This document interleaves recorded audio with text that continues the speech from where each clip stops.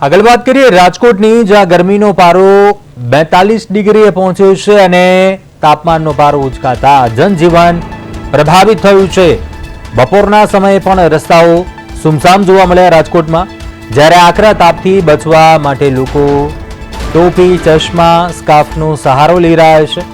ઉનાળાની આખરી શરૂઆતને પગલે બજારમાં ગોગલ્સ અને કેપની માંગમાં પણ તોતિંગ વધારો થયો છે। વેપારીઓમાં ખુશી જોવા મળી છે। ખાસ કરીને વાત કરીએ વાહન ચાલકો અને યુવાનોમાં આ વસ્તુનું આકર્ષણ વધ્યું છે। હવામાન વિભાગે પણ આગામી દિવસોમાં હીટવેવની આગાહી કરી હોવાથી તંત્ર દ્વારા નાગરિકોને બપોરના સમયગાળા દરમિયાન બિનજરૂરી બહાર ન નીકળવા અને પૂરતું પ્રવાહી લેવાની સલાહ આપવામાં આવી છે, જેને કારણે હાલ સમગ્ર શહેર ગરમી સામે રક્ષણ મેળવવાના વિવિધ ઉપાયોમાં વ્યસ્ત જણાય છે। રાજકોટની વાત કરી રહ્યા છે। રાજકોટમાં તાપમાનનો પારો 42 ડિગ્રીને પાર પહોંચ્યો છે અને હજુ પણ ગરમીનું પ્રમાણ છે તે વધશે। દ્રશ્યો સામે આવે છે। રાજકોટમાં ગરમીથી બચવા લોકો સ્કાર્ફનો સહારો લઈ રહ્યા છે, કેપનો સહારો લઈ રહ્યા છે। રસ્તાની વાત કરીએ, જ્યાં પીક અવર્સ બાદ કરતાં બપોરના સમયગાળા દરમિયાન સુમસામ જોવા મળી રહી છે સડકો। બપોરના સમયે પણ રસ્તાઓ સુમસામ જોવા મળ્યા।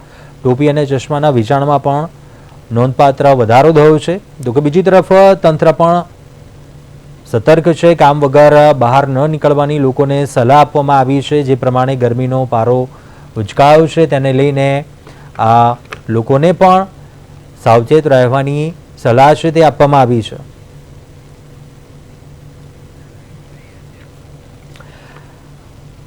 રાજકોટથી સંવાદદાતા ધનંજય સોનેચા લાઈવ જોડાયા છે। ધનંજય, રાજકોટમાં કયા પ્રકારની પરિસ્થિતિ? હાલ ગરમીનો પારો ઉચકાયો છે, પરંતુ રાજકોટમાં કેવા દ્રશ્યો છે તે જોવા મળી રહ્યા છે? કેવું છે ગરમીનો માહોલ? લોકો પણ શું ગરમીનો અનુભવ કરી રહ્યા છે? અને બીજી તરફ વાત કરીએ આગામી દિવસોની જે આગાહી છે, હજુ પણ તાપમાનનો પારો છે તે વધશે, શું કહેશો?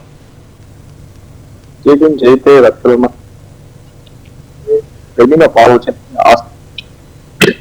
રાજકોટ શહેરની વાત કરવામાં આવે તો સૌરાષ્ટ્રનું હોટેસ્ટ સિટી છે તે રાજકોટ ગણવામાં આવતું છે, કારણ કે છેલ્લા ઘણા સમયથી છે તે હોટેસ્ટ સિટી છે તે રાજકોટમાં છે, કારણ કે 42 ડિગ્રીથી અત્યારે છે તે તાપમાન છે તે નોંધાતું હોય છે।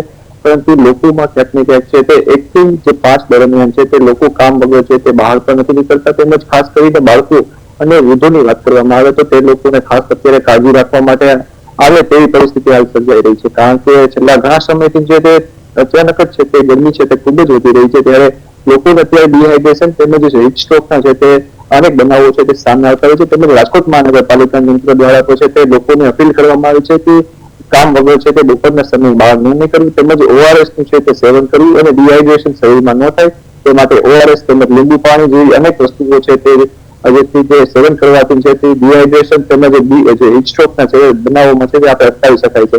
તેમજ ખાસ કરીને વાત કરવામાં આવે તો 1 થી 4 જે બાંધકામ શ્રમિકો હોય છે તેમના માટે તો છે તે સંપૂર્ણપણે છે તે પ્રતિબંધ કરવામાં આવ્યો છે। તેમજ ખાસ તો જે અલગ અલગ સિગ્નલો ઉપર છે તો સ્પ્રિંકલ્સ તેમજ ખાસ તો ગ્રીન નેટ બાંધી અને વ્યવસ્થાઓ RMC દ્વારા છે તે કરવામાં આવી રહી છે, પરંતુ આગામી દિવસોમાં છે તે હજી સુધી છે તે ક્યાંક ને ક્યાંક છે તે હીટવેવ તેમજ અનેક જે ઓરેન્જ એલર્ટ છે, રેડ એલર્ટ છે, તેમજ અનેક લોકોને છે તે અનેક શહેરોમાં છે તે જાહેર કરવામાં આવ્યું છે, તેમજ લોકોને પણ છે તે અપીલ કરવામાં આવી રહ્યું છે।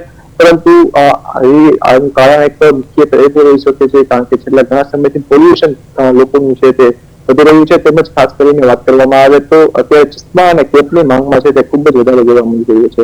તેમજ અત્યારે લોકો ગરમીથી બચવા માટે છે તે ખાસ તો અત્યારે ચશ્મા, ગોગલ્સ અને ટોપી અને રૂમાલનો અને જે ઠંડી સ્વરૂપેનો છે તે સહારો લઈ અને તેની બહાર નીકળી રહ્યા છે। અને તેમજ રાજકોટ મહાનગરપાલિકા તંત્ર આરોગ્ય વિભાગ દ્વારા છે તે ગાઈડલાઇન્સ બહાર પાડવામાં આવી છે। તેમજ એક ખાસ કરીને સિવિલ હોસ્પિટલમાં છે તે 20 બેડ જેટલી જે એક હીટ સ્ટ્રોકના રીતે જે કેસ બનાવવા આવતા હોય છે તેને લઈને છે તે સિવિલ હોસ્પિટલ પર સજ્જ બન્યું છે।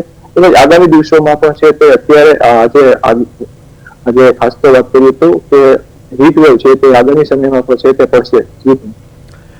ચોક્કસથી ધનંજય, આભાર વિગતો જણાવવા બદલ।